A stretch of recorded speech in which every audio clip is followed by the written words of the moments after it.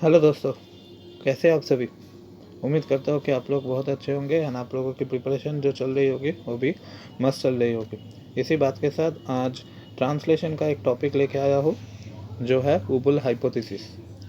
सो उसको समझने से पहले फिर से सेंट्रल डॉग्मा को और एक बार हम लोग देखेंगे कि डीएनए से आरएनए बनता है via a process transcription and RNA से प्रोटीन बनता है via a process translation and DNA से हमारा डीएनए बनने का जो प्रोसेस है उसको हम बोलते हैं रेप्लिकेशन। ओके, एंड ये टोटल जो प्रोसेस है इसको हम लोग बोलते हैं central dogma, right. So now इसी बात के साथ डीएनए से डीएनए का जो जो पार्ट हमें प्रोटीन देगा वो पहले वाया ट्रांसक्रिप्शन एमआरएनए पे कन्वर्ट होता है। किस में कन्वर्ट होता है? एमआरएनए पे। ओके, एंड एमआरएनए में भी डीएनए की तरह न्यूक्लियोटाइड्स प्रेजेंट होते हैं। ओके, एंड एमआरएनए में टोटल 4 तरह के न्यूक्लियोटाइड होते हैं: adenine, guanine, cytosine and uracil. Okay, ये आरएनए है इसलिए यूरासिल रहता है थाइमिन के जगह, क्योंकि हम जानते हैं डीएनए पे थाइमिन होता है यूरासिल नहीं, एंड आरएनए पे यूरासिल होता है थाइमिन नहीं। ओके, सो नाउ ये एमआरएनए आगे जाके बहुत सारे अमाइनो एसिड बनाएंगे एंड जो अमाइनो एसिड एक साथ मिलकर प्रोटीन होते हैं, राइट। सो नाउ एक चीज़ समझने की कोशिश कीजिए कि यहाँ पर 3 न्यूक्लियोटाइड मिलकर एक कोडोन बनाता है। क्या बनाता है बेटा? एक कोडोन बनाता है। एक एंड ए जो कोडोन है वो वाया ट्रांसलेशन हमें एक अमाइनो एसिड देगा। ओके, अब बात आती है कि 3 न्यूक्लियोटाइड ही क्यों एक कोडोन बनाता है, 4 क्यों नहीं, 5 क्यों नहीं। एक चीज़ अगर आपको याद हो कि हमारा स्टैंडर्ड अमाइनो एसिड जो है टोटल 20 स्टैंडर्ड अमाइनो एसिड है। ओके, एंड 4 न्यूक्लियोटाइड मिलकर अगर 20 अमाइनो एसिड को कवर करना चाहे तो अगर मैं 4 स्क्वायर करूँ, इसका मतलब 2 न्यूक्लियोटाइड मिलकर अगर एक कोडोन बनाए तो 16 अमाइनो एसिड कवर होगा, क्योंकि मैंने बोला एक कोडोन एक अमाइनो एसिड देगा, राइट। 2 न्यूक्लियोटाइड मिलकर अगर एक कोडोन हो तो अकेला 4 न्यूक्लियोटाइड हमारा टोटल 20 अमाइनो एसिड को कवर नहीं कर पाएगा। ओके, पर अगर मान लीजिए हमारे पास 5 न्यूक्लियोटाइड हो, 5 स्क्वायर 25, तब हम बोल सकते हैं कि 2 न्यूक्लियोटाइड मिलकर एक कोडोन भी हो तो भी चल जाएगा। पर 4 न्यूक्लियोटाइड के केस में 4 स्क्वायर 16 होता है, जो पॉसिबल नहीं है। Okay, so now under such circumstances अगर हमने 4 क्यूब किया तो आएगा 64। ओके, एंड 64 कोडोन मिलकर 20 अमाइनो एसिड तैयार करता है, ये समझने लायक है। Okay, so that is why 3 nucleotide मिलकर एक कोडोन बनाता है। ओके, एंड एक कोडोन से हमें एक अमाइनो एसिड मिलेगा। ओके, इतना तो क्लियर हुआ। नाउ और एक चीज़ यहाँ पर समझनी होगी कि during the time of translation mRNA ऐसे रहेगा एंड उस पर आएगा टीआरएनए। ओके, वो एक तरह का आरएनए है, क्योंकि मैं आशा रखूँगा कि आप लोग जानते हैं कि आरएनए टोटल 3 तरह के होते हैं: tRNA, rRNA and mRNA, right. TRNA mRNA में मौजूद कोडोन्स के लिए अमाइनो एसिड लेके आता है एंड आरआरएनए राइबोसोम के साथ मिलकर प्रोटीन बनाने पे हेल्प करता है। ओके, सो नाउ इस टीआरएनए का ये वाला जो पार्ट है इसको हम बोलते हैं एंटी कोडोन लूप। क्या बोलते हैं? Anti codon loop. इस एंटी कोडोन लूप में भी न्यूक्लियोटाइड्स प्रेजेंट होता है जो कोडोन के साथ इंटरैक्ट करता है। ओके, एंड कोडोन के साथ डिपेंडिंग अपॉन द इंटरैक्शन ये डिसाइड होगा कि टीआरएनए कौन सा अमाइनो एसिड लेके आएगा। Okay, so that is the thing. So now एक कोडोन होता है जिसको हम हमारा स्टार्ट कोडोन बोलते हैं AUG। इसको अगर मैंने मान लिया कि एमआरएनए पे है तो AUG के लिए जो एंटी कोडोन आएगा वो होगा A का ऑपोजिट U का opposite A and C, UAC।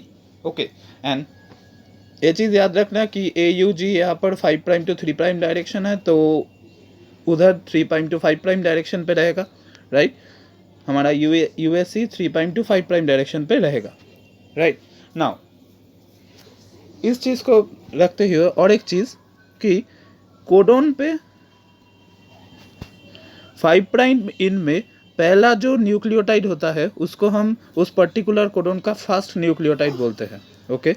मतलब mRNA पे अगर हमने एक कोडोन को कंसीडर किया तो उस कोडोन में पहला वाला जो न्यूक्लियोटाइड होगा वो होगा first nucleotide in that codon, okay.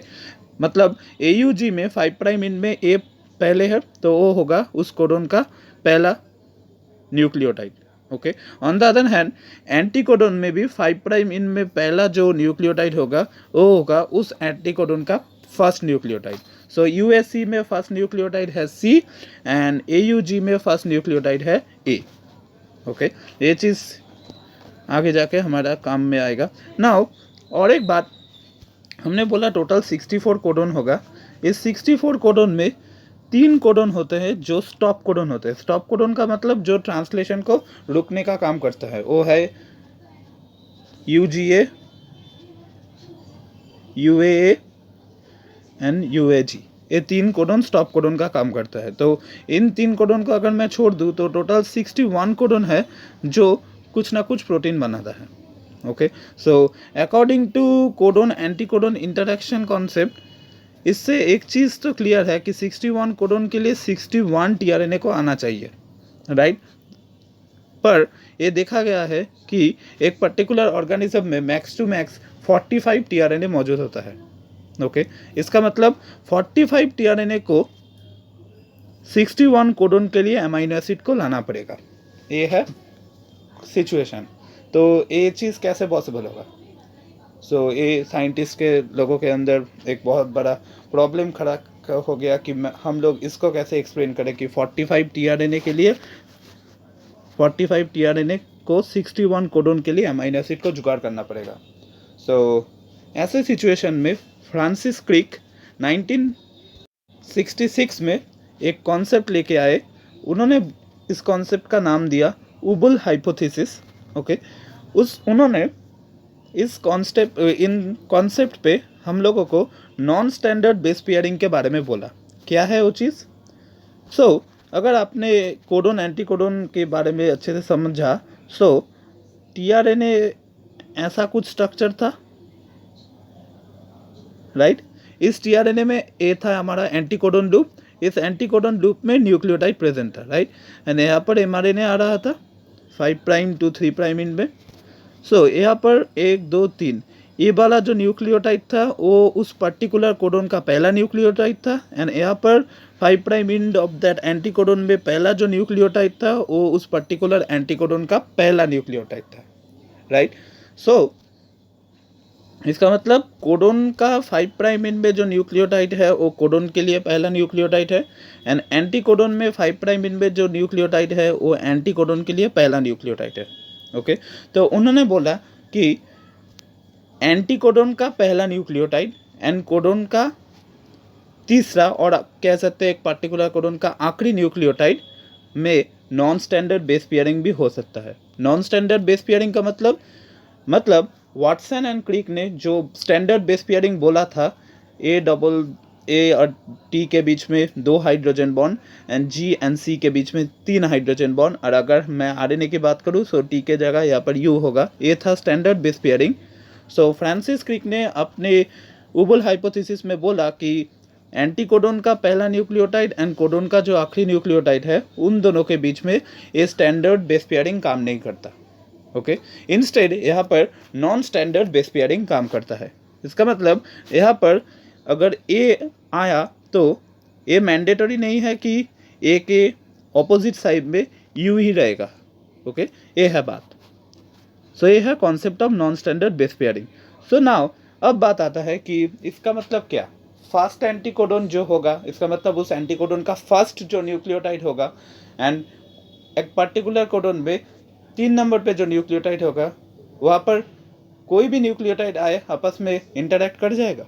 ऐसा बिल्कुल भी नहीं है। पर यहाँ पर वैसा वाला स्ट्रिक्ट बेस पेयरिंग नहीं फॉलो होता। ओके, मतलब ये है उबुल हाइपोथेसिस का वो बेस पेयरिंग का चार्ट कि फर्स्ट कोडन एंटी कोडन में अगर ए रहा तो थर्ड कोडन में यू आ सकता है।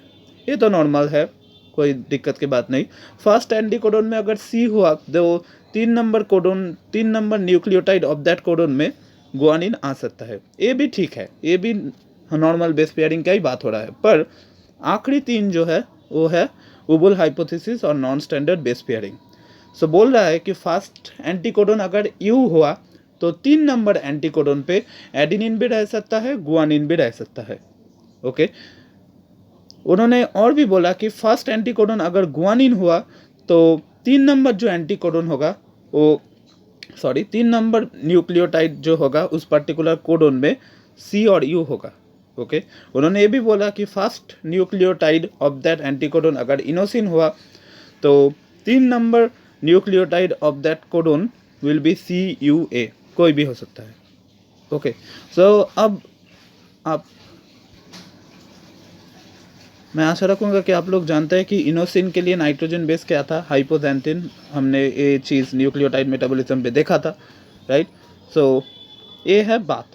सो अब बात आता है कि इससे हमने क्या उखाड़ लिया, क्योंकि हमारा मेन मोटिव क्या था। हमारा मेन मोटिव था 61 कोडन के लिए 45 tRNA कैसे भी करके 61 अमीनो एसिड ला दे, यही ना। सो अंडर सच सर्कमस्टेंसेस क्या उबुल हाइपोथेसिस ने वो मैजिक करके दिखाया कि नहीं दिखाया, अब ये चीज़ को हम लोगों को देखना पड़ेगा। तो इसके लिए मैं जेनेटिक कोडोन का जो चार्ट है, जिसको हम कोडोन चार्ट बोलते हैं, उसको मैं दिखाने वाला हूँ और एक एग्जाम्पल लेकर आपको समझा भी दूंगा कि कैसे 2 और 2 से ज़्यादा कोडोन के लिए एक tRNA काफ़ी है। सो देखते हैं, चलिए। सो हमने क्या बोला था कि ये सब कोडोन का चार्ट है। ओके, ये है क्या, कोडोन का चार्ट। ओके, इन सब के कॉम्प्लीमेंटरी पे जो आएगा वो होगा एंटी कोडोन। सो हम कोडोन के बेसिस पे देखेंगे। सो अगर आपने एलानिन के लिए जो जो कोडोन मौजूद है उसके ऊपर गौर फरमाया तो अकॉर्डिंग टू दैट ए वाला इन 5 प्राइम है एंड ए वाला इन 3 प्राइम है। हाँ बेटा, क्या ए वाला इन 5 प्राइम, ए वाला इन 3 प्राइम, ए वाला इन 5 प्राइम, ए वाला इन 3 प्राइम, ए वाला इन 5 प्राइम, ए वाला इन 3 प्राइम। ओके, तो मैंने क्या बोला कि कोडोन के 3 number nucleotide and anti codon के पहला न्यूक्लियोटाइड आपस में नॉन स्टैंडर्ड बेस पेयरिंग कर सकता है। इसका मतलब ये 4 आपस में नॉन स्टैंडर्ड बेस पेयरिंग में जा सकता है। ओके, एंड उबुल हाइपोथेसिस का जो चार्ट था उनमें आपने देखा होगा कि यू, सी एंड ए के लिए एक कॉमन न्यूक्लियोटाइड आई आ सकता है। ओके, सो इन 3 कोडोन के लिए मैं एक ही एंटीकोडोन लिख सकता हूँ। कैसे, सी, सो ए वाला 5 प्राइम इंड है, ए वाला 3 प्राइम इंड है। सो हमारा जो एंटीकोडोन होगा उसको हमें इस डायरेक्शन पे लिखना होगा। ओके, सो IGC, ए वाला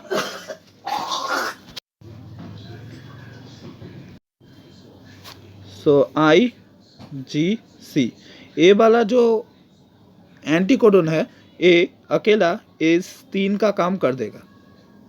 ओके, मतलब इस 3 के लिए अमीनो एसिड ला देगा एंड इसके लिए कोई भी पकड़ लो कि CGC आ जाएगा।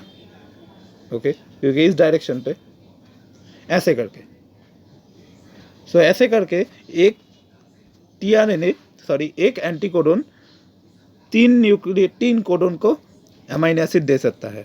सो ऐसे करके उबुल हाइपोथेसिस ने एक्सप्लेन किया कि कैसे 61 कोडोन के लिए 45 tRNA अमीनो एसिड का जुगाड़ कर सकता है।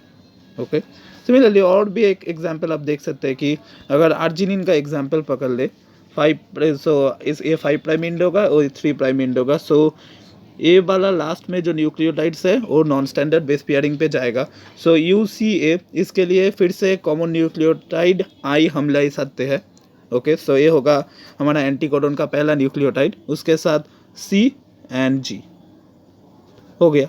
सो एक एंटीकोडोन सीक्वेंस ये 3 के लिए काम कर सकता है। ओके, एंड इसके लिए और एक एक्स्ट्रा पकड़ लीजिए,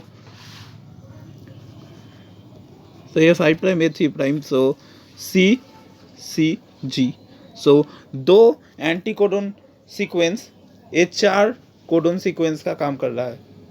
ओके, सो ऐसे करके उबुल हाइपोथेसिस का जो कॉन्सेप्ट है जिसने उन्होंने बोला, एक जिसमें अगर मैं बताऊं कि एंटी कोडोन का पहला न्यूक्लियोटाइड, इसका मतलब एंटी कोडोन में 5 प्राइम इनमें जो है, एंड कोडोन का आखिरी न्यूक्लियोटाइड, इसका मतलब कोडोन के न्यूक्लियोटाइड के 3 प्राइम इनमें जो है, ये दोनों आपस में नॉन स्टैंडर्ड बेस पेयरिंग कर सकते हैं। ओके, एज ए रिजल्ट इसमें बेनिफिट क्या होगा? बेनिफिट ये हुआ कि हमने 61 कोडोन के लिए 45 टीआरएनए कैसे अमाइनो एसिड ला रहा है, ये हमने एक्सप्लेन कर पाया। ओके, सो ये था हमारा उबुल हाइपोथेसिस का वीडियो। उम्मीद करता हूँ कि आप लोगों को ये वीडियो समझ में आया होगा। तो thank you for listening to this class.